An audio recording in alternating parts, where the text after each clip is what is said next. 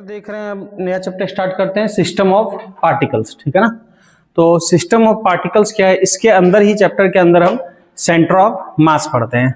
System of particles मतलब particles का system. Particles का सिस्टम मतलब कई सारे पार्टिकल मिलके जो किसी को बना रहे हैं या जिसकी हम स्टडी कर रहे हैं, वो क्या है, सिस्टम है। एक सिंगल ऑब्जेक्ट के अंदर भी बहुत सारे पार्टिकल हो सकते हैं, या एक अलग से ऑब्जेक्ट है कई सारे तो भी सिस्टम हो सकता है। जैसे इसकी स्टडी कर रहे हैं तो ये एक मार्कर सिस्टम है। ये मार्कर एक छोटे पार्टिकल से नहीं बनाया, ये इनफिनाइट छोटे छोटे पार्टिकल से बनाया है।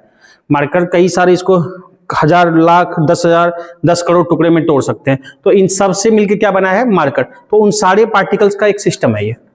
या फिर हम स्टडी कर रहे हैं, मान लो सबकी यहाँ पे जितनी चीजें हैं, ये है बोर्ड है, तुम्हारा घड़ी है, इसकी स्टडी कर रहे हैं तो ये दोनों मिलकर सिस्टम बना रहा है। मतलब कुछ पार्टिकल का सिस्टम, एक सिंगल में बहुत सारे पार्टिकल होंगे या कुछ पार्टिकल को मिला के हम बात कर रहे हैं, तो इसलिए बोलते हैं सिस्टम ऑफ पार्टिकल्स। इसमें जो हम स्टडी कर रहे हैं, मैं जो बात करेंगे दैट इज सेंटर ऑफ मास की। हम बात करेंगे अगर सिस्टम है कई पार्टिकल्स का, तो वहां पे एक टर्म आएगा जो क्या बोलते हैं, सेंटर ऑफ मास। अब ये क्या होता है, ये होता है तुम्हारा मास का सेंटर। मास का सेंटर मतलब जहां से चारों तरफ मास का डिस्ट्रीब्यूशन क्या हो, सेम हो। जहां ऑब्जेक्ट का पूरा मास माना जाता है कंसंट्रेटेड, होता नहीं है, एज्यूम टू बी कंसंट्रेटेड। जैसे हर ऑब्जेक्ट कहीं ना कहीं बैलेंस होगा। जैसे इसी को बैलेंस करते हो, सिंपल आप देखियो, इधर करोगे नहीं होगा, नहीं होगा, एक पॉइंट आएगा जहां पे ये क्या होगा, बैलेंस हो जाएगा। तो जहां पे बैलेंस होगा वहीं कहीं इसका क्या होगा, सेंटर ऑफ मास होगा। अगर इधर करेंगे तो इधर ज्यादा मास पड़ गया, नीचे आ जा रहा है, इधर करेंगे तो इधर ज्यादा पड़ जाएगा, नीचे आ जाएगा। पर एक पॉइंट होगा जहां पे बैलेंस होगा, जिस पॉइंट के अबाउट बैलेंस होगा वो उसका क्या है, सेंटर ऑफ मास। सिंपल सा आप समझो कि जैसे पुराना वाला तराजू देखे होगे जो हटिया वगैरह में, हाट वगैरह में या बाजार वगैरह में ऐसे तोलते हैं, नॉर्मल सब्जी तोला, कुछ तोला, एक तरफ बटखरा रखा, एक तरफ सामान रखा, तो बीच में क्या होता है, वो जो डंडा होता है वो सीधा हो जाता है। वो डंडा अगर सीधा हो गया तो मतलब दोनों तरफ मास का डिस्ट्रीब्यूशन क्या है, इक्वल है। यानी सेंटर ऑफ मास कहां होगा, एग्जैक्ट बीच में होगा। अगर एक तरफ ज्यादा बटखरा दे दिए या सामान ज्यादा दे दिए तो उधर क्या होगा, झुक जाएगा। क्यों उधर इसलिए झुक जाएगा कि एक साइड ज्यादा मास हो गया, एक साइड कम हो गया। तो जिधर ज्यादा मास है उसको बैलेंस करने के लिए वो इस तरह से आएगा कि अब भी मास क्या पड़े, बीच में पड़े। तो सेंटर ऑफ मास सिंपली ये चीज है। ठीक है।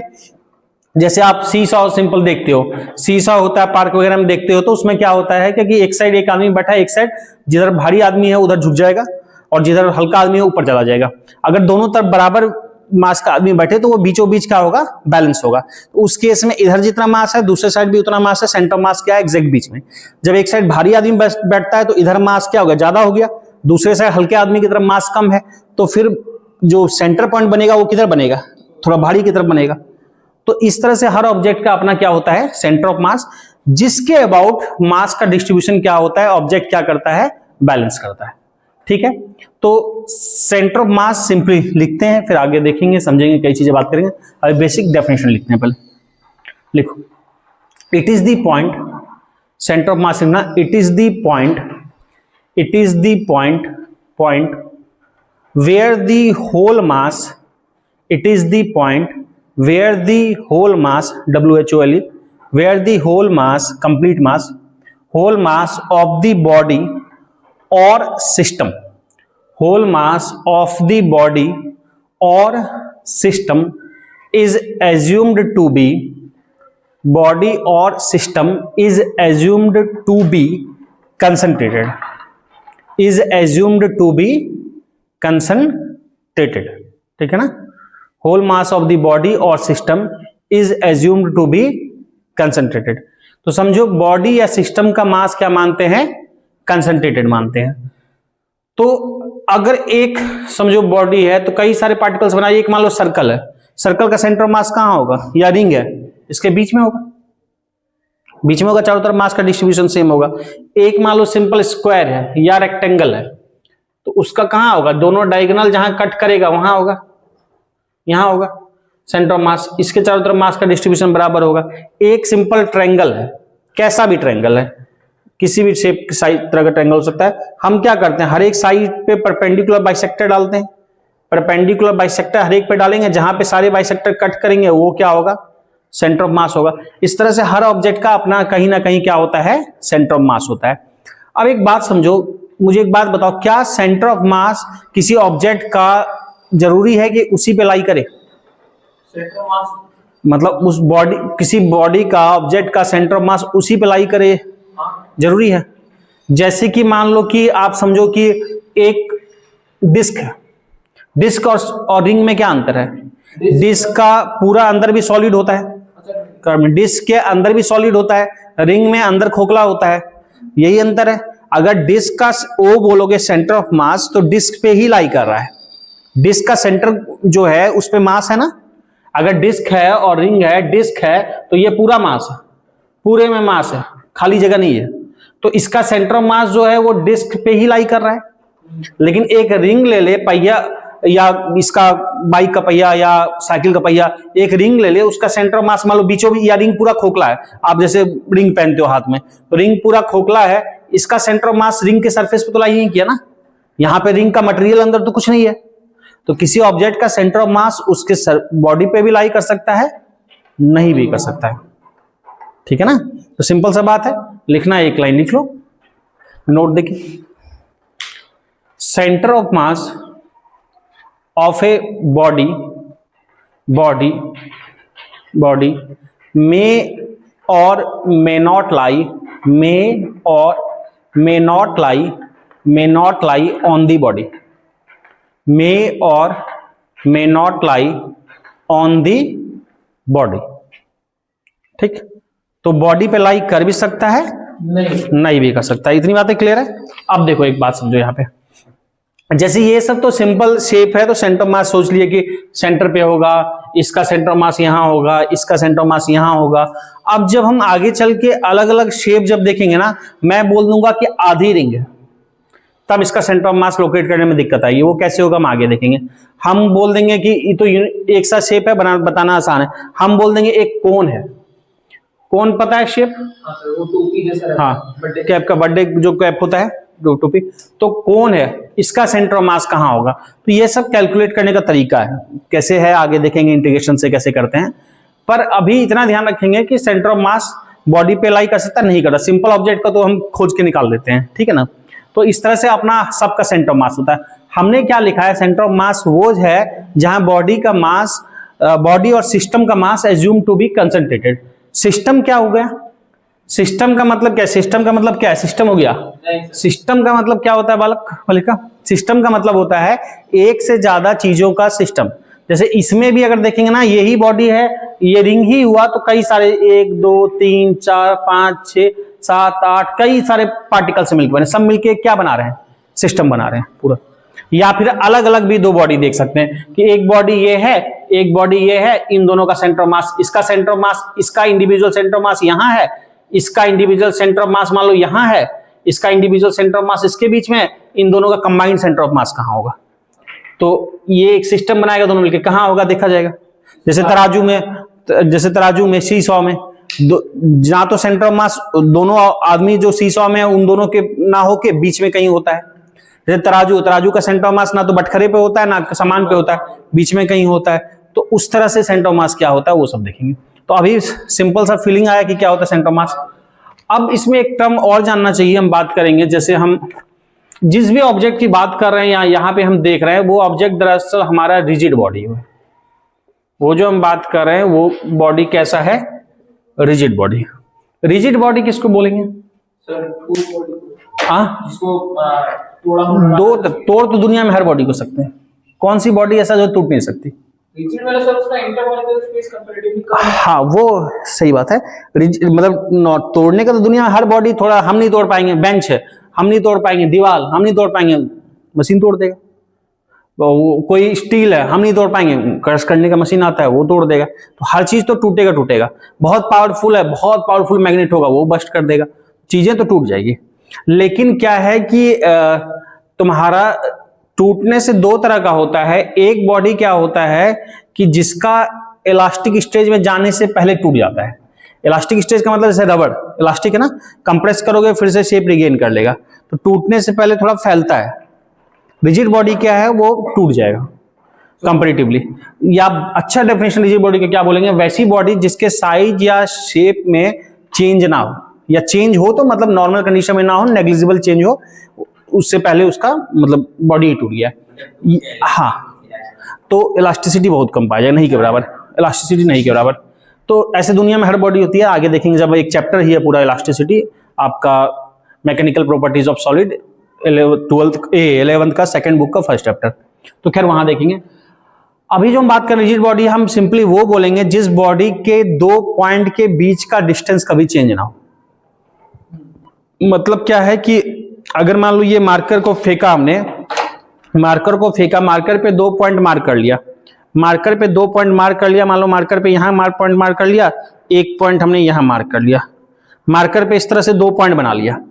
अब मार्कर के मोशन की हम स्टडी कर रहे हैं, अब मार्कर की मोशन की स्टडी करें, इसको कहीं भी फेंक रहे हैं, नहीं फेंक रहे हैं, जैसे ये 2 पॉइंट है, ये 2 पॉइंट मार्कर पे मार्क कर लिया, कहीं 2 पॉइंट जहां भी इच्छा हुई, अब मार्कर को फेंक रहे हैं, कैसा भी मोशन कर रहा है, मार्कर हवा में जा रहा है, नहीं जा रहा है, अगर इन दोनों पॉइंट के बीच में डिस्टेंस क्या होगा, चेंज करेगा। अब अगर मान लो मार्कर ऐसे प्रोजेक्टाइल मोशन किया, ऐसे मार्कर ऐसे प्रोजेक्टाइल मोशन करके इधर आया, या मार्कर को हम ऐसे ऊपर फेंके, तो क्या हुआ, इन दोनों पॉइंट का गैप में अंतर आया, नहीं आया। इसका मोशन कैसा भी होगा, 2 पर्टिकुलर पॉइंट मार्क कर देंगे, उसके बीच का गैप हमेशा सेम रहेगा, वैसी बॉडी को बोलते हैं रिजिड बॉडी। जैसे मान लो एक बिल्ली है, बिल्ली अगर जंप कर रही है तो नॉर्मल पोजीशन में ऐसे जंप कर रही है, तो अगर बिल्ली में हम 2 पॉइंट के बीच में डिस्टेंस देखेंगे ना, तो बिल्ली वगैरह या जंप करने का तरीका क्या होता है कि पहले उठी, पैर ऐसे है, खड़ा स्ट्रेट है, फिर पैर को सिकोड़ लेती है, फिर जब लैंड करने वाली होती है फिर से पैर को फैला लेती है, तो वहां पे वो रिजिड बॉडी नहीं कहलाई। पैर के 2 पॉइंट के बीच का डिस्टेंस चेंज होता जा रहा है, उस पर जब 2 पॉइंट मार्क कर रहे हैं, वैसी बॉडी जिसमें किसी भी 2 पॉइंट के बीच का कहीं भी मार्क कर ले, उसके बीच के गैप में चेंज ना हो मोशन के प्रोसेस में, उसको रिजिड बॉडी बोलते हैं। समझ में आई बात? तो सिंपल सा बात है, लिख लो रिजिड बॉडी, लिखो एक ऐसे, पता होना चाहिए क्योंकि इसी के बारे में हम देख रहे हैं, इसी ऐसी बॉडी की बात कर रहे हैं। रिजिड बॉडी लिखना है, ए बॉडी हुज शेप और साइज डजंट चेंज। यहां शेप और साइज मेरे डजंट चेंज का मतलब है उससे पहले टूटना पसंद करेगा, इलास्टिक फेज में नहीं के बराबर जाता है, थोड़ा बहुत हट जाता है, वो इलास्टिसिटी में देखेंगे। तो a rigid body whose shape and size doesn't change, shape and size doesn't change. जैसे बिल्ली छलांग लगा रही है, पैर का शेप चेंज हो रहा है, बॉडी का स्ट्रक्चर चेंज हो रहा है, सिकुड़ रहा है, फैल रहा है, ठीक है ना, shape and size doesn't change, उसको बोलेंगे रिजिड बॉडी मोशन के प्रोसेस में। और लिख लो सिंपल सा, डजंट चेंज, या ऐसे फुल स्टॉप लिख लो, इन रिजिड बॉडी, सिंपल से लिखो, in rigid body the distance, in rigid body the distance between different pairs, कोई भी 2 जगह के बीच में, distance between different pairs of a body, distance between different pairs of a body doesn't change, distance between different pairs of a body doesn't change, ठीक है ना, distance between different pairs of a body या of the body, pair of the body doesn't change, यानी body पे 2 point के बीच का gap change नहीं कर रहा है, अलग अलग पॉइंट के बीच का, ऐसी बॉडी को बोलते हैं रिजिड बॉडी। तो अभी फिलहाल हम जो भी centre of mass this that निकाल रहे हैं, सब रिजिड बॉडी के लिए ही निकाल रहे हैं, ठीक है। अब इसको देखेंगे डिटेल कैसे निकलता है, उसे सब बात करेंगे। एक टर्म और थोड़ा सा जान लेते हैं, एक सेंटर ऑफ मास, तो इसके बारे में चैप्टर ही पढ़ना है पूरा डिटेल। एक टर्म और होता है, एक टर्म ऐसा है सेंटर ऑफ ग्रेविटी, एक टर्म हम सेंटर ऑफ मास तो ठीक है, एक टर्म बोलते हैं सेंटर ऑफ ग्रेविटी। बता सकते हो सेंटर ऑफ ग्रेविटी क्या है? सर बॉडी का वो पॉइंट जहां पे ग्रेविटी उसको पूरी करे, ऐसे कुल तो पूरे को करती है, मतलब उस जगह से हम लोग डिनोट कर सकते हैं। देखो centre of gravity, centre of mass, centre of मास क्या है? सेंटर ऑफ मास उस बॉडी के कंस्टिट्यूएंट पे डिपेंड करता है। अगर ये बॉडी का सेंटर ऑफ मास जहां से मास का डिस्ट्रीब्यूशन होगा, या एक रिंग ही लिया या कैसा भी शेप लिया बॉडी का, उसका सेंटर ऑफ मास जहां पे, मान लो यही बॉडी है, कैलकुलेट किया जैसे भी होके, मान लो उसका सेंटर ऑफ मास इस पर्टिकुलर पॉइंट पे आया, तो इस बॉडी को हम कहीं भी लेके जाने आए किसी भी हाइट पे, इसका सेंटर ऑफ मास यही रहेगा। सेंटर ऑफ मास उस बॉडी पे डिपेंड करता है, जब तक इस बॉडी ने अपना शेप नहीं चेंज किया, अगर सेंटर ऑफ मास हम बोल रहे हैं इस जगह पे है, तो ये हमेशा इसी जगह पे रहेगा। एक रिंग है, उसका सेंटर ऑफ मास अगर बीचों बीच है और रिंग का शेप नहीं चेंज करे, रिंग को हम 10 मंजिले पे ले जाएं, 20 मंजिले पे ले जाएं, माउंट एवरेस्ट पे ले जाएं, उसका सेंटर ऑफ मास रिंग के उसी जगह पे रहेगा। रिंग के हिसाब से लोकेशन वहीं रहेगा, लेकिन सेंटर ऑफ ग्रेविटी हाइट से चेंज हो जाएगा। सेंटर ऑफ ग्रेविटी नाम है ग्रेविटी का सेंटर, यानी वो जगह जहां पे ग्रेविटेशनल फोर्स पुल कर रहा है, सारे पॉइंट को ग्रेविटेशनल फोर्स पुल कर रहा है, उन सारे फोर्स का जो वेक्टर सम होगा, नेट होगा, वहां पे लगेगा सेंटर ऑफ ग्रेविटी। या सिंपली बोले तो सेंटर ऑफ ग्रेविटी कहां लगता है, तो वो लगता है वेट के सेंटर पे। ये वेट का से लेना देना है, इसका मास से लेना देना है। और मास और वेट में फर्क है, मास स्केलर क्वांटिटी है, वेट वेक्टर क्वांटिटी है। वेट तुम्हारा क्या होता है, कोई ऑब्जेक्ट को अर्थ या कोई भी एस्ट्रोनॉमिकल बॉडी जो पुल करती है, हमारे लिए बॉडी अर्थ है, ठीक ना। तो अगर किसी बॉडी को लेके जाए मून पे और बाकी चीजें एक्सटर्नल कंडीशन नहीं चेंज हो रहा है, तो उसका सेंटर ऑफ ग्रेविटी क्या रहेगा, चेंज कर जाएगा, क्योंकि जी में चेंज आएगा, लेकिन मास क्या होगा, सेंटर ऑफ मास वही रहेगा। तो सेंटर ऑफ ग्रेविटी वेट का, अगर वेट चेंज, क्योंकि मून पे वेट हो जाता है g/6।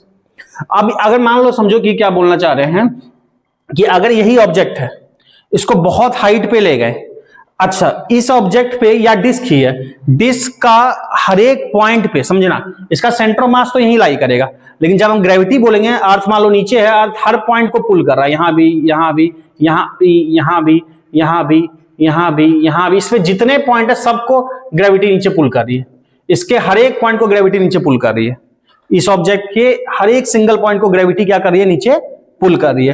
तो हर एक सिंगल पॉइंट का जो फोर्स होगा, मान लो ये फोर्सेस है F1, ये F2, ये F3, F4, F5, F6, F7, F8, जितना भी F9, Fn, सबका फोर्स का वेक्टर सम जो होगा, वो नेट वेक्टर सम जो होगा, वो इसका क्या होगा, सेंटर ऑफ ग्रेविटी होगा। अब हाइट पे जाने पे, एल्टीट्यूड पे जाने पे अर्थ का या जो भी प्लैनेट का ग्रेविटेशनल फोर्स क्या होता है, वीक होता जाता है।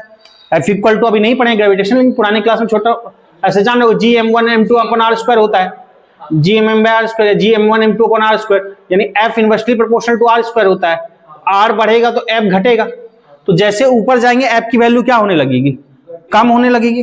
तो कम होने से क्या होगा, ग्रेविटेशनल फोर्स वीकर होने लगेगा, तो ये सेंटर ऑफ मास से सेंटर ऑफ ग्रेविटी पूरे का कंबाइंड का थोड़ा सा नीचे आ जाएगा।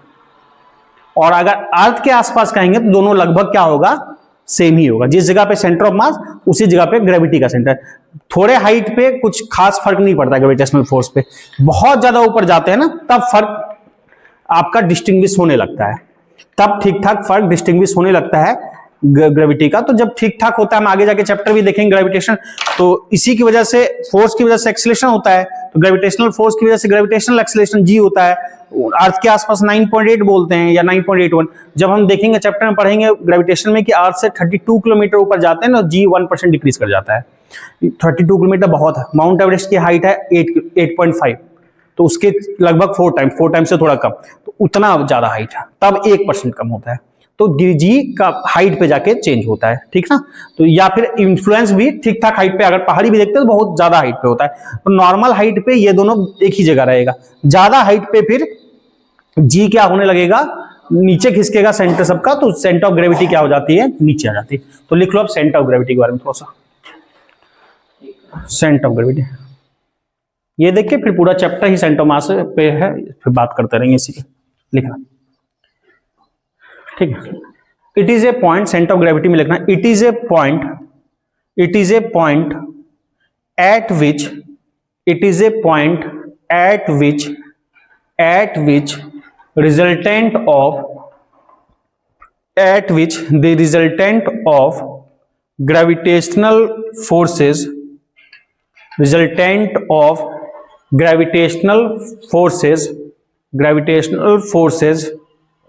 on all the particles, मतलब जितने छोटे छोटे पार्टिकल्स से मिलकर बना है, रिजल्टेंट ऑफ ग्रेविटेशनल फोर्सेज या force, gravitational force on all the particles, gravitational force on all the particles of the body, particles of the body x, particle of the body x, ठीक है ना, act करता है x, ठीक, body x,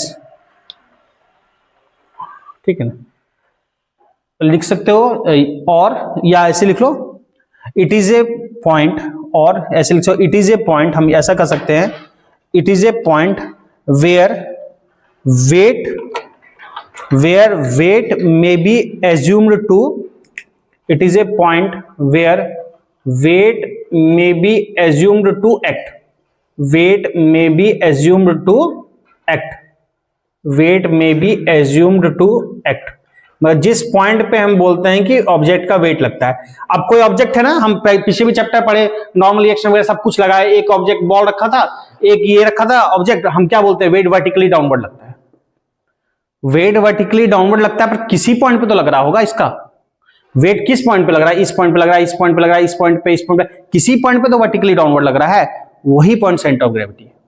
general case में centre of gravity centre of mass same ही होता है। तो ये जो हम जिस पॉइंट से इसको दिखा देते हैं, क्योंकि हर फोर्स एक्ट कर रहा है तो किसी ना किसी पॉइंट पे वो फोर्स एक्ट कर रहा है ना, यहां अगर mg दिखा रहे हैं तो कोई तो पॉइंट होगा जिसपे हम mg दिखा रहे हैं, दरअसल वो पॉइंट सेंटर ऑफ ग्रेविटी वाला पॉइंट था। बात समझ में आ रही है? तो वही बोले वो पॉइंट है जहां पे हम वेट को एक्ट करता दिखा रहे हैं। तो इतनी बातें क्लियर है?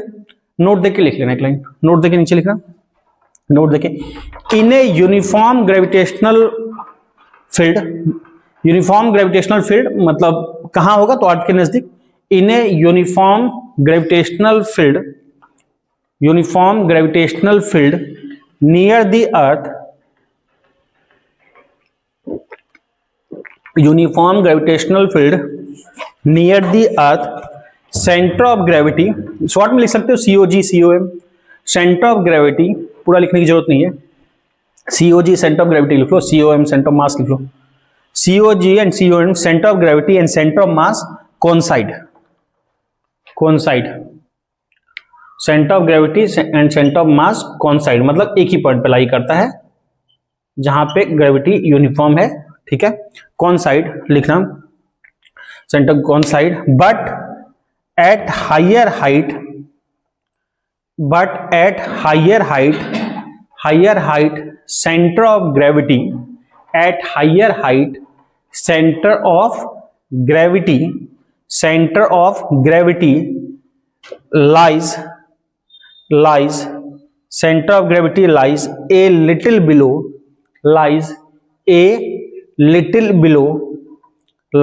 little below its center of mass, lies a little below its center of mass, little below its center of mass, full stop, center of mass, ये ऐसा लिखो center of mass as, क्योंकि center of mass as क्यों height बढ़ेगा तो क्या होगा, as height increases gravitational force decreases, as height increases gravitational force decreases, as height increases gravitational force decreases, ठीक है ना, as height increases gravitational force decreases।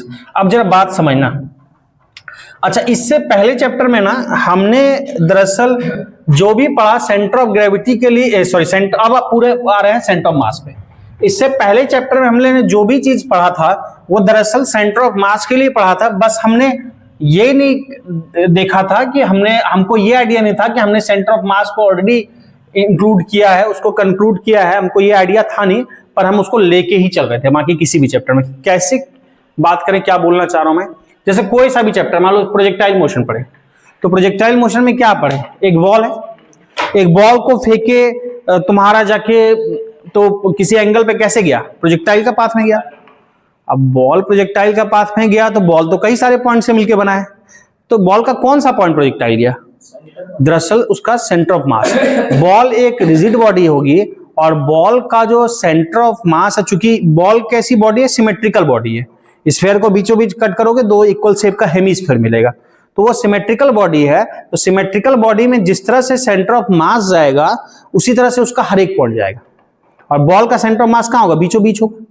तो जिस तरह से बॉल का फेंकते थे तो बॉल का सेंटर ऑफ मास जाता था, उस तरह से बॉल का हर एक पॉइंट जाता था, हर एक पॉइंट का पाथ पैराबोलिक ही बनता था। तो वहां तो जो देख रहे थे हमको समझ में आए सेंटर ऑफ मास तभी कि नहीं, हम जो देख रहे थे वो सही ही बैठ रहा था, दरअसल वहां पे भी हम सेंटर ऑफ मास ही देख रहे थे, पर हर पॉइंट का पाथ क्या था, वो हर पॉइंट का पाथ कैसा बनता, पैराबोला ही बनता। बात समझ पा रहे हो? अब कैसा भी शेप ले लिए, मान लो एक शेप इच्छा हुआ मेरा कुल्हाड़ी का शेप ले लिया, जरा समझना, एक एक्स ले लिया कुल्हाड़ी का शेप, कैसा भी शेप ले लिया, समझाने के लिए मैं बना रहा हूं, तो फिगर छोटा बड़ा होगा उस पर दिमाग नहीं लगाना। एक जब किसी चीज को फेंकोगे, किसी कुल्हाड़ी को फेंकोगे, किसी ऑब्जेक्ट हो जो अनइवन शेप का, सिमेट्रिकल नहीं है, इधर मास का अलग टाइप से है, नीचे मास का डिस्ट्रीब्यूशन अलग टाइप से है, तो ये कैसे गिरता है पता है? जब फेंकोगे ऐसे जाएगा, ऐसे जाएगा, ऐसे जाएगा, ऐसे जाएगा, नीचे आएगा तो ऊपर वाला चीज आ जाएगा, फिर से क्या होगा, इस तरह से नीचे गिर जाएगा। गिरने का पता है तरीका, कोई चीज कैसे गिरता है? फूल भी आप फेंकोगे सिंपल से, कभी फूल वगैरह फेंके हो, हल्का फूल वगैरह ऊपर से फेंको, ऐसे गिरा दो तो क्या होगा, ऐसे अगर उल्टा गिराओगे घूम के सीधा गिरता है वो हमेशा जो उसका खिला वाला पार्ट है ना वो ऊपर आ जाएगा और जो डंटा वाला पार्ट है वो नीचे चला जाएगा।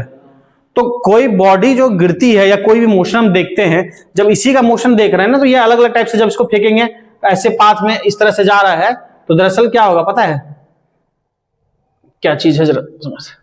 इसको जब हम ऐसे जाएंगे तो ये अलग अलग टाइप से पोजीशन बनाते जाएगा, इधर गया, फिर मान लो कुछ ऐसे चला जाएगा। एग्जैक्टली क्या जाएगा उससे मेरा मतलब नहीं है, मैं जो समझाना चाह रहा हूं वो चीज समझ लेते हैं बस। कुछ ऐसे जाएगा मान लो, फिर कुछ इस तरह से गया, ऐसे गया, फिर कुछ ऐसे जाएगा, फिर हाईएस्ट पॉइंट पे कैसे होगा, ऐसे पलटता पलटता घूमता जाएगा। हाईएस्ट पॉइंट पे क्या होगा, कौन पार्ट नीचे रहेगा, कौन ऊपर जाएगा? सर ऐसे पूरा उल्टा हो जाएगा, ऐसे जाएगा, ऐसे जाएगा, ऐसे जाएगा, ऐसे जाएगा, उल्टा होके फिर कैसे गिरेगा, सीधा ही गिरेगा, फिर सीधा ही गिरेगा, फिर इधर ऐसे गिरेगा, जैसे भी गिरेगा हमको जो बताना चाह रहे हैं वो देखते हैं। फिर ऐसे आया, बीच बीच में क्या होगा, इसका चेंज भी होगा, ये चेंज होते होते कभी उल्टा भी होगा ना, ऐसे हो रहा है। तो एक बात समझो, इस तरह से अलग अलग इसकी पोजीशन चेंज होते जाती है।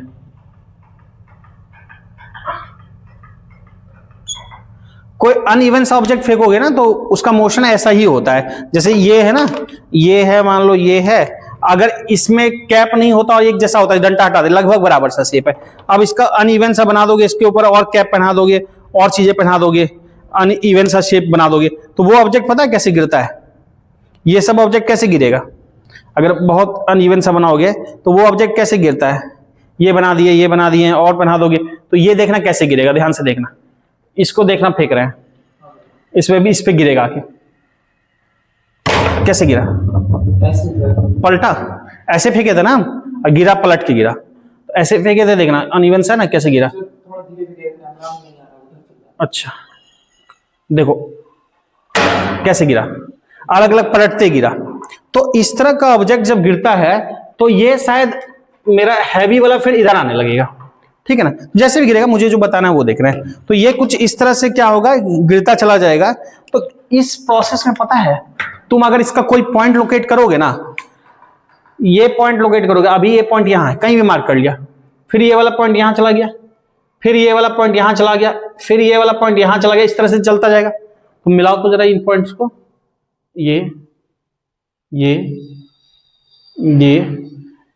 पैराबोला एग्जैक्ट नहीं बनेगा, ये पैराबोला नहीं बन रहा है, बल्कि ऐसे जा रहे हैं ना, मान लो 2 पॉइंट कंसेक्यूटिव मिलाते चलोगे तो कुछ इस तरह से तिरछा बनेगा पॉइंट। लेकिन हम जो चैप्टर पढ़े, प्रोजेक्टाइल पढ़े, वहां हम शेप उप तो नहीं बोल रहे थे, हम बोल रहे थे एक ऑब्जेक्ट को फेंका। अब ऑब्जेक्ट तो कैसा भी हो सकता है, तो दरअसल क्या होता है, ठीक है, इस ऑब्जेक्ट में हर एक पॉइंट अलग अलग तरीके से जाएगा, पाथ प्रोजेक्टाइल नहीं होगा। ये वाला पॉइंट यहां है, फिर ये पॉइंट यहां रहेगा, फिर ये पॉइंट यहां आ गया, फिर यहां आ गया, मिलाओ तो जरा, ये कुछ ऐसा, फिर ऐसा, फिर ऐसा, कोई बन नहीं रहा है शेप। लेकिन इस पूरे पार्टिकल पे एक पॉइंट पक्का ऐसा होगा जिसका पाथ होगा प्रोजेक्टाइल का, जहां पे उसका पूरा मास मानेंगे कंसिडरेटेड, और वो पॉइंट होता है सेंटर ऑफ मास। एक पॉइंट इस ऑब्जेक्ट में पक्का होगा जिसका पाथ क्या होगा, उस कंडीशन में प्रोजेक्टाइल होगा, और वो पॉइंट इसके सेंटर ऑफ मास। अगर हम सेंटर ऑफ मास का देख लेंगे ना, तो सेंटर ऑफ मास का पाथ कुछ ऐसा, मान लो समझाने के लिए बना रहा हूं, उसका पाथ एक सिंगल पॉइंट ऐसा मिलेगा जिसका पाथ एग्जैक्ट पैराबोला होगा। तो दरअसल हमको तभी पता नहीं होता था ऑब्जेक्ट को क्या फेंके, कैसे फेंके, दरअसल हम उसके सेंटर ऑफ मास का मोशन देखते थे, देख रहे होते थे। बात समझ में आया? तो अब तक जो भी स्टडी, आगे भी चीजें देखेंगे, जो लॉज ऑफ मोशन में भी हमने बहुत कुछ देखा, तो सब दरअसल हमने सेंटर ऑफ मास के लिए देखा था। तो इसलिए याद करो, जब motion in straight line start किया था तो कुछ चीजें लिखाया था कि इसमें क्या क्या पढ़ेंगे, कि पार्टिकल स्ट्रेट लाइन में चल रहा है, फिर पढ़े थे पूरे पार्टिकल को एज अ सिंगल ऑब्जेक्ट मानेंगे। सिंगल ऑब्जेक्ट मानने का मतलब क्या है, उसके सेंटर ऑफ मास को पे फोकस कर रहे हैं, ठीक है। तो ये चीज होता है मामला। एक इवन शेप का होगा तो कोई दिक्कत नहीं होगा, अगर सिमेट्रिकल होगा, मान लो बॉल हुआ तो बॉल का तो हर एक पॉइंट एक जैसा चला जाएगा, बॉल का तो हर एक पॉइंट ये है, बॉल का कोई भी पॉइंट मार्क करोगे तो एक जैसा जाएगा, क्योंकि ये सिमेट्रिकल है, बीचों बीच कट करोगे एक जैसा होगा।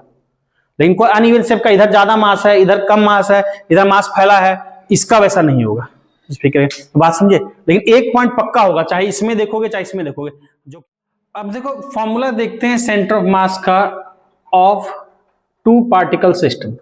इसका पहले प्रूफ देखेंगे, बाद में तो फॉर्मूला यूज करेंगे क्वेश्चन करते समय, लेकिन इसका प्रूफ देखेंगे तो एकेडमिक में प्रूफ काम आता है, बाकी कंपटीशन में आप फॉर्मूला याद रखोगे, क्वेश्चन कराएंगे कई तरह का, उससे होगा। लेकिन ठीक है, प्रूफ जानोगे तो पहली बार कर रहे हो, जानना भी चाहिए, कॉन्सेप्ट भी आता है। तो centre of mass of two particle system, दो पार्टिकल का सिस्टम है। दो पार्टिकल मतलब किस टाइप का भी दो पार्टिकल हो सकता है, जरा समझना। मान लो एक पार्टिकल कुछ ऐसा है, एक पार्टिकल कुछ ऐसा, कैसे भी शेप का दो पार्टिकल है। इस पार्टिकल का अपना सेंटर ऑफ मास कहीं यहां होगा, इसका भी कहीं ना कहीं होगा। इन दोनों का कंबाइंड सेंटर ऑफ मास बोलेंगे तो दोनों को मिला देंगे, दोनों को मिलाने वाली लाइन पे कहीं होता है। दोनों का कंबाइंड सेंटर ऑफ मास दोनों को मिलाने वाली लाइन पे कहीं होता है। अगर दोनों एक जैसा हो, इक्वल मास का हो, तो सेंटर ऑफ मास एग्जैक्ट बीच में लाई करता है, और अदरवाइज ऐसा ना हो तो जो हैवी हो सेंटर ऑफ मास उसकी तरफ चला जाता है। तो दो पार्टिकल का, इस तरह से दो पार्टिकल है, हमने उसका सेंटर ऑफ मास देखना है, वही देख रहे हैं। अब देखो किसी ऑब्जेक्ट में सेंटर ऑफ मास उसी जगह पे फिक्स रहेगा, लेकिन क्या है उसकी पोजीशन जहां से मेजर कर रहे हैं उस जगह से चेंज होगी, पर उस ऑब्जेक्ट में वो वही रहेगा। कहने का मतलब क्या बोलना चाह रहे हैं कि मान लो इसका सेंटर ऑफ मास जो है यहां बैलेंस हो रहा है, इसका सेंटर ऑफ मास मान लो इस पॉइंट पे, तो ये हमेशा इसी पॉइंट पे ही रहेगा। हाँ, हम मेजरमेंट करने से, कोऑर्डिनेट एक्सिस कहीं सेट करने से इसका डिस्टेंस उस कोऑर्डिनेट एक्सिस से सेम हो जाएगा, अलग अलग होगा, उस कोऑर्डिनेट एक्सिस से डिस्टेंस अलग अलग होगा, पर इसका सेंटर मास इस ऑब्जेक्ट में इसी जगह पे होगा। अगर इस ऑब्जेक्ट की लेंथ से 10 सेंटीमीटर है और ये मान लो कि थोड़ा कैप लगा है, थोड़ा ज्यादा मान लो, समझाने के लिए बोल रहे हैं, ऐसा जरूरी नहीं है। मान लो ये समझाने के लिए बोल रहे हैं, मान लो कैप से उतना फर्क नहीं पड़ेगा, समझाने के लिए कि इधर से मान लो 6 सेंटीमीटर है और इधर से क्या है मान लो 4 सेंटीमीटर है, 6 है इधर से 4 है, तो हमेशा कहीं भी लेके चलेगा इसको तो ये 6 ही रहेगा यहां से और यहां से 4 ही रहेगा। लेकिन कोऑर्डिनेट सिस्टम कहां सेट किया, मान लो कोऑर्डिनेट सिस्टम हम यहीं पे सेट किया ओरिजिन, तब इसका यहां से डिस्टेंस कितना है, सेंटर ऑफ मास का 6 है, और यहां से क्या 4 है, इसको सेट किया तो यहां से 6 है। अगर हम कोऑर्डिनेट एक्सिस यहां ओरिजिन कर दिए तो ओरिजिन से सेंटर ऑफ मास 4 सेंटीमीटर पे है। हम मान लो कोऑर्डिनेट एक्सिस यहां सेट कर लिए, यहां सेट कर लिए, कोऑर्डिनेट एक्सिस यहां सेट कर लिए, और ये मान लो इस मार्कर से 10 सेंटीमीटर पे है, तो सेंटर ऑफ मास कहां रहेगा, 10 + 6 16 पे। बात समझ पा रहे हो। यानी किसी पर्टिकुलर कोऑर्डिनेट एक्सिस से पोजीशन चेंज कर सकती है, पर उस ऑब्जेक्ट में वहीं पे लाई करेगी। ठीक। अच्छा, आप लोग को एक चीज बताया था, ध्यान होगा, पोजीशन वेक्टर। पोजीशन वेक्टर जब पढ़ाया था, पोजीशन वेक्टर क्या होता है, वो पॉइंट होता है जो ऑरिजिन से किसी पार्टिकल की क्या बताता है, पोजीशन बताता है। मान लो ऑरिजिन यहां पे है और कोई पार्टिकल यहां है, तो इसका पोजीशन वेक्टर कैसे बताएंगे, इस पार्टिकल का ऑरिजिन से एक लाइन मिला देंगे, ये लाइन इसकी पोजीशन बताइए। दूसरा पार्टिकल कोई यहां पे है, इसका पोजीशन इस ऑरिजिन से कैसे बताएंगे, ऑरिजिन से एक लाइन मिला देंगे, ये इसका क्या बताएगा, पोजीशन। अगर मैं स्पेस में बात कर रहा हूं तो इसकी पोजीशन में x भी होगा, y भी होगा, z भी होगा, इधर भी पोजीशन में x y z होगा। तीनों को कंबाइंड हम किसी से लिखेंगे, यहां पे मान लो हम r से लिख रहे हैं, जरा समझना। अब 3 एक्सिस है जिसको जो इच्छा बनाने का, x y z 3 एक्सिस होती है जो एक दूसरे के परपेंडिकुलर होती है। ये कहीं जरूरी नहीं है कि ये x होता है, ये y होता है, वो z होता है। हम जनरली दिमाग में हमारी ये चलता रहता है, बस x y z के लिए एकमात्र कंडीशन है कि 3 एक्सिस जो एक दूसरे के परपेंडिकुलर है। हम चाहें तो इसको z नाम दे सकते हैं, चाहे तो इसको y दे सकते हैं, इसको x दे सकते हैं, किसी को कुछ भी नाम दे सकते हैं, बस इतना सा है कि तीनों परपेंडिकुलर होना चाहिए। जनरली हम अपने डेली यूज में या जनरली हम इसको x देके चलते हैं, y देके चलते हैं, तीसरे वाले को z देके चलते हैं, लेकिन ये कोई जरूरी नहीं है कि यही x होता है, यही y होता है, z होता है। सिंपल बात है। ठीक है, खैर, तो 3 एक्सिस जैसे भी इच्छा बना लिया, जो दिमाग में हमारे चलता है, चलो वही बना लिया। ये ऑरिजिन है। अब देखो एक पार्टिकल यहां है, एक पार्टिकल का सेंटर ऑफ मास यहां है, समझना। अब वो सेंटर ऑफ मास यहां है एक पार्टिकल का, तो इसका सेंटर ऑफ मास का पोजीशन कैसे बताएंगे, इस पॉइंट को ऑरिजिन से मिला देंगे, तो ऑरिजिन से मिला देंगे, एक लाइन बनेगी, वो लाइन क्या बताएगा, इसका पोजीशन वेक्टर, इसके सेंटर ऑफ मास का। अब इसको हम हवा में लेके, हाथ में लेके तो झुला नहीं सकते, फिर इसको क्या करेंगे, इसको बोर्ड पे दिखाएंगे। तो इसको हम बोर्ड पे दिखा लिए और बोर्ड से इसको मिला दिए इस पॉइंट को, तो ये इसका क्या हो गया, पोजीशन वेक्टर। बात समझ में आ रही है। और ये पार्टिकल m1 मास का, यहां पे ये m1 मास के पार्टिकल का सेंटर ऑफ मास है ये, और इसकी पोजीशन ऑरिजिन से कितनी है, तो हमने बोला r1 है। ये बात समझ में आ रही है। अब ये दरअसल यहां नहीं है, हमको समझाने के लिए बोर्ड पे बनाना पड़ा, चूंकि बोर्ड 2D मैं 3D दिखा रहा हूं, दरअसल ये पॉइंट कहीं यहां स्पेस में मिला रहे हैं। बात समझ में आ रहा है। तो यहां दिखा नहीं सकते, इसको यहां दिखाया। r में क्या x भी है, y भी है, z भी है, तीनों कंबाइंड ये लिखते हैं। ठीक है, वेक्टर में बात कर चुके हैं। उसी तरह से दूसरा पार्टिकल यहां कहीं है, तो इसका सेंटर ऑफ मास का, इसका दूसरे पार्टिकल का सेंटर ऑफ मास मान लो यहां है, इसका पोजीशन दिखाएंगे, ऑरिजिन से एक लाइन मिला देंगे, वो इसकी पोजीशन दिखाएंगे। इसको भी यहां नहीं दिखा सकते तो बोर्ड पे दिखाए, तो इसको भी बोर्ड पे दिखाए। मान लो ये पॉइंट क्या हो गया, ये पॉइंट हो गया m2, इसको मिला दिया यहां से, इसका पोजीशन वेक्टर जो है वो है r2। ठीक, हमने दो पार्टिकल का ही सिस्टम अभी लिया, तो इसी का प्रूफ देखेंगे बाद में, फिर बहुतों के लिए कर लेते हैं इस सिमिलरली। अब देखो m1 m2 का ये सेंटर ऑफ मास है, इन दोनों के कंबाइंड सिस्टम का सेंटर ऑफ मास कहां होगा, दोनों को मिला देंगे। दोनों को मिलाने वाली लाइन जहां लाई करेगी उस लाइन पे कहीं होगा। m1 m2 को मिला दिया, m1 m2 को मिला दिया, ये मिला दिया। अब इन दोनों का सेंटर ऑफ मास बीच में कहीं होगा। अगर दोनों बराबर हैं तो एग्जैक्टली बीच में होगा, बराबर नहीं है तो किसी की तरफ होगा, पर इस लाइन पे ही किसी जगह पे होगा, हमको पता नहीं कहां पे। तो जहां पे भी होगा, हमने बोला पूरे सिस्टम का सेंटर ऑफ मास यहां है, तो उस पॉइंट को दरअसल अगर m1 m2 हवा में था, मतलब यहां था m1 यहां था m2, तो m1 m2 को हवा में ही मिला दिया, एक लाइन मिली, और उस लाइन का सेंटर ऑफ मास उस लाइन पे ही कहीं किसी जगह पे था, उस जगह को इसी तरीके से ऑरिजिन से मिला दिया। बात समझ में आ रही है।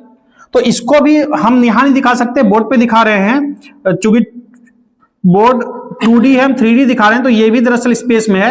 ये किसका कोऑर्डिनेट है, सेंटर ऑफ मास का कोऑर्डिनेट है, इसको हमने लिखा RCM। R किसका, सेंटर ऑफ मास का। ठीक, ये पॉइंट है सेंटर ऑफ मास। अब जरा समझना जो बता रहे हैं ध्यान से, सेंटर ऑफ मास। ठीक, इस पे m1 m2 जो ऑब्जेक्ट है उस पे फोर्स लग सकता है कई तरह का। m1 m2 पे फोर्स लग सकता है कई तरह का। फोर्स कितने टाइप की बात करते हैं, दो टाइप के, एक इंटरनल एक एक्सटर्नल, एक इंटरनल एक एक्सटर्नल। तो इस पे दोनों तरह का फोर्स लगता है। मान लो m1 पे जितना भी तरह का एक्सटर्नल फोर्स लग रहा था, m1 पे जितना भी एक्सटर्नल फोर्स लग रहा था, उन सारे एक्सटर्नल फोर्स का सम है मान लो F1। m1 पे लगने वाला सारा एक्सटर्नल फोर्स जो है वो F1 एक्सटर्नल लिखा, EXT एक्सटर्नल को लिखा। ठीक, उसी तरह से F2 पे भी एक्सटर्नल लग रहा होगा, कोई भी फोर्स लग सकता है। तो F2 पे भी जितने एक्सटर्नल लग रहे थे, डायरेक्शन पे मत जाना, डायरेक्शन कुछ भी हो सकती है, मतलब सारे फोर्स का जो वेक्टर सम है वो इधर आया। इधर भी दिखा सकते हैं, कोई फर्क नहीं पड़ता, इधर भी दिखा सकते हैं, कहीं भी दिखा सकते हैं। हमको एक जगह दिखाना था, हमने यहां दिखाया, कोई फर्क नहीं पड़ेगा कि F2 इधर दिखा देंगे या F1 ऐसे दिखा देंगे, कहीं भी दिखा सकते हैं। बस ये है कि जितने भी एक्सटर्नल फोर्स है सबका सम हमने लिखा F1, और जितने भी एक्सटर्नल फोर्स 2 पे लग रहे हैं उन सबका सम हमने लिखा F2। तो ये फोर्स लगा F1 F2 एक्सटर्नल, कितना भी लगा हमने मान लिया इतना और इतना। और दो फोर्स लगेगा M1 M2, दो मास है, तो ग्रेविटेशन चैप्टर नहीं पढ़े हैं, पर इतना जान रहे हैं कि ग्रेविटेशनल फोर्स कैसा होता है, अट्रैक्टिव नेचर का होता है, एक दूसरे को अट्रैक्ट करता है इक्वल एंड अपोजिट फोर्स से। कि दो ग्रेविटेशन में सिंपल दो ऑब्जेक्ट है, एक मास मान लो M1 है, एक का मास M2 है, दोनों के बीच का डिस्टेंस R है, तो ग्रेविटेशनल फोर्स क्या बोलते हैं, Gm1 M2 अपॉन R²। ये इसको खींचता है अपनी तरफ, ये इसको अपनी तरफ खींचता है। दोनों कितने फोर्स से खींचता है, इक्वल फोर्स से खींचता है, एक दूसरे को खींचता है।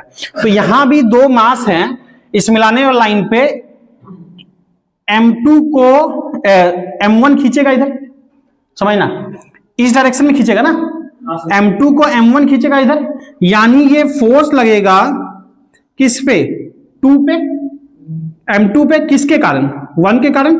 क्या लिखेंगे, F21 वेक्टर। बात समझ पा रहे हो। उसी तरह से 1 को 2 खींचेगा, किधर खींचेगा, इस लाइन पे अपनी तरफ खींचेगा। तो 1 को जो 2 खींचेगा किधर खींचेगा, इधर खींचेगा, वो क्या लिखेंगे, F12, force on 1 due to 2। अब यहां पे एक तो हमने एक्सटर्नल वाला दिखाया, ये F12 और F21 कैसा फोर्स है, इंटरनल के एक्सटर्नल। सिस्टम के बीच लगने वाले फोर्स को बोलते हैं इंटरनल, सिस्टम के बाहर से कोई फोर्स लगा देता है उसको बोलते हैं एक्सटर्नल। तो M1 M2 मिलकर सिस्टम बना रहा है, यहां हम स्टडी किसकी कर रहे हैं, M1 और M2 की। तो M1 M2 मिलकर क्या बना रहा है, सिस्टम। इन दोनों के बीच लगने वाला फोर्स क्या कराएगा, इंटरनल। तो F12 और F21 यहां पे क्या है, इंटरनल फोर्स है। ठीक, और जितने सारे एक्सटर्नल हैं उन सब का सम है F1 एक्सटर्नल F2 एक्सटर्नल, वो दोनों पे बाहर से लग रहा है। बात क्लियर है? अब हम बात कर रहे हैं नाउ टोटल फोर्स में कथा नहीं लिखा रहा, कॉन्सेप्ट समझ रहे हैं तो इसको कैसे आता है वो समझते हैं। टोटल फोर्स समझना ऑन M1 पे लगने वाला टोटल फोर्स।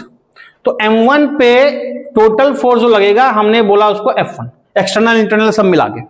तो M1 पे कितने तरह का फोर्स लग रहा है? दो फोर्स लग रहा है, हाँ, एक F1 एक्सटर्नल और एक क्या लग रहा है F12, ठीक, ये लग रहा है। इसी तरीके से टोटल फोर्स उस पर बोल सकते हैं। Similarly total force on M2 पे टोटल फोर्स कितना लग रहा है बताओ? F2 बोल दिया, M2 पे लगने वाला टोटल फोर्स को हमने F2 बोल दिया। F2 equal to F2 external, एक तो F2 एक्सटर्नल जितना भी एक्सटर्नल लग रहा था सब मिला के F2 एक्सटर्नल प्लस और क्या लगेगा F21, force on 2 due to 1 जो लगाएगा ये लगा। एक काम करते हैं, इसको नाम दे देते हैं इक्वेशन 1, इसको नाम दे देते हैं इक्वेशन 2। अब इक्वेशन 1 और 2 को ऐड कर लेते हैं। Now adding equation 1 and equation 2। तो इक्वेशन 1 और इक्वेशन 2 को ऐड कर रहे हैं, जरा समझना। तो क्या लिखेंगे? LHS ऐड करेंगे, F1 plus F2।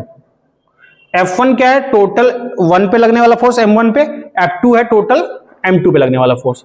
Equal to हम क्या लिखेंगे?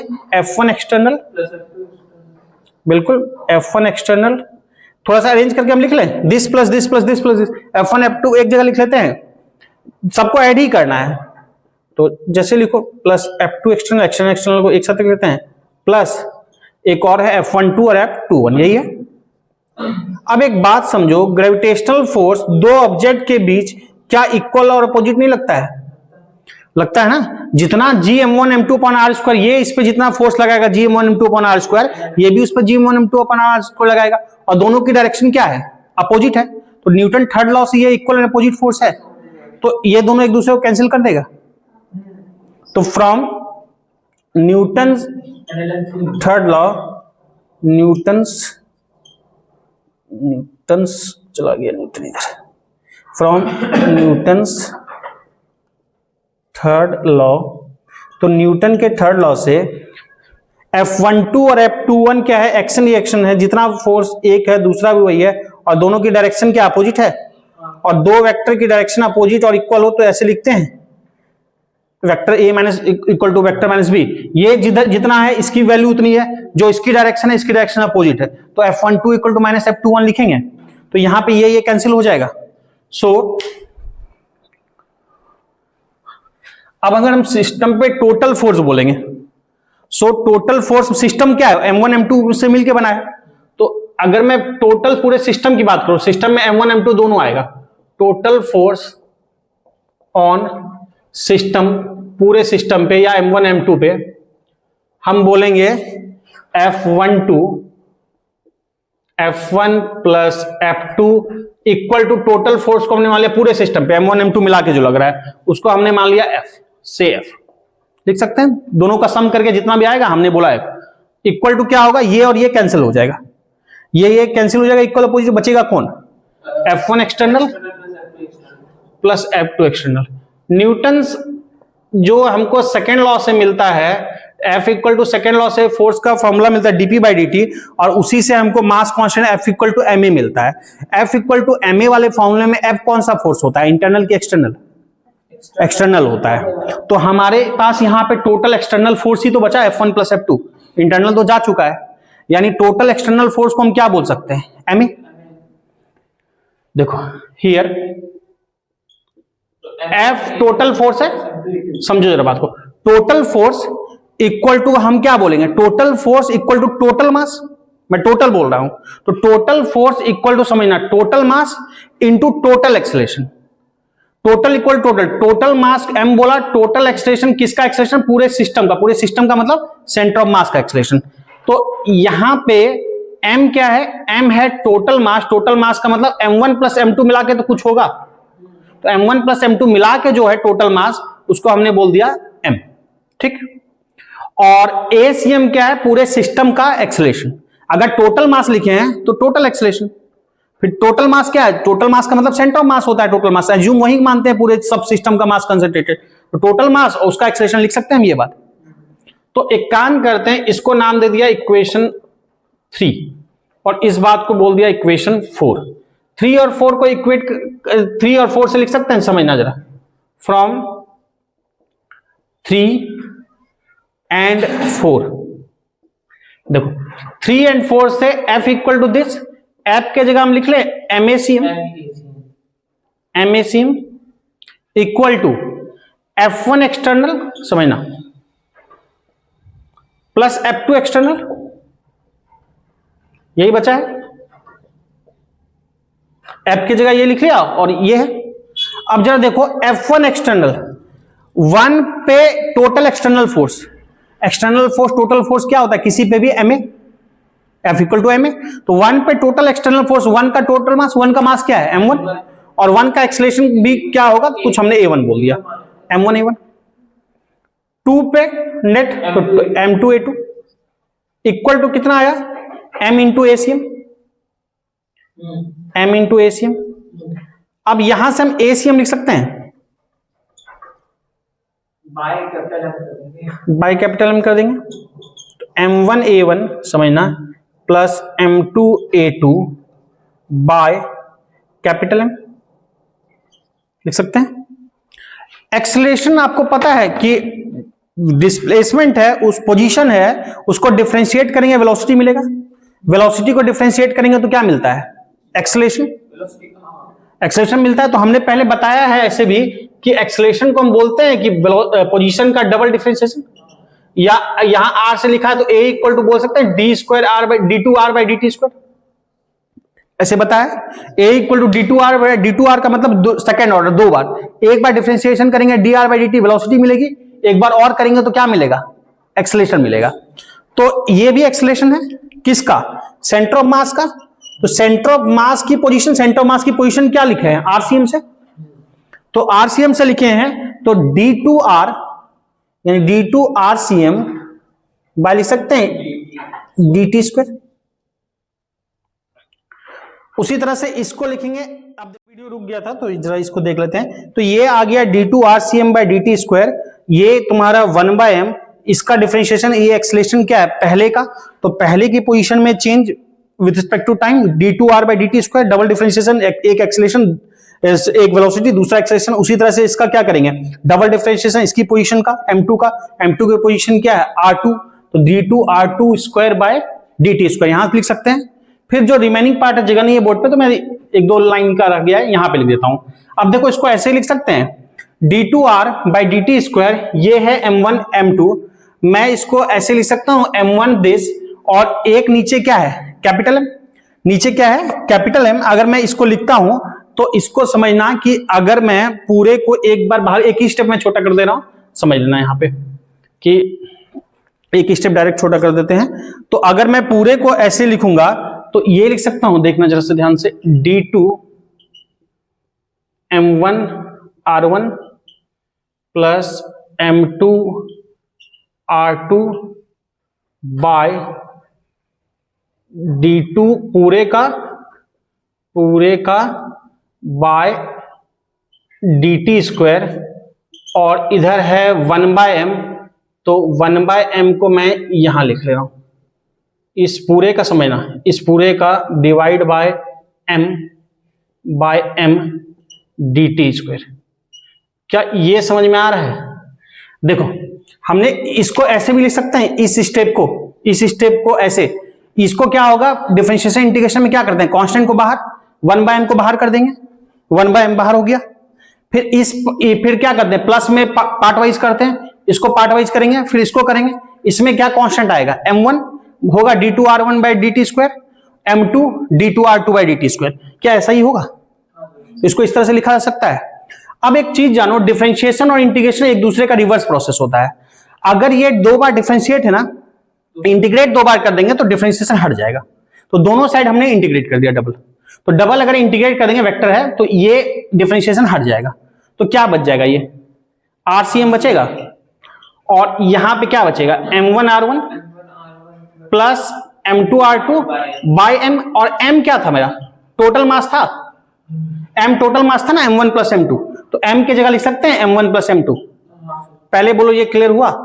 तो आरसीएम का ये प्रूफ है, आगे की कहानी फिर आगे करेंगे। तो आरसीएम इक्वल टू, ध्यान रखना, सिंपली दो पार्टिकल सिस्टम के लिए m1r1 plus m2r2 bye m1 plus m2।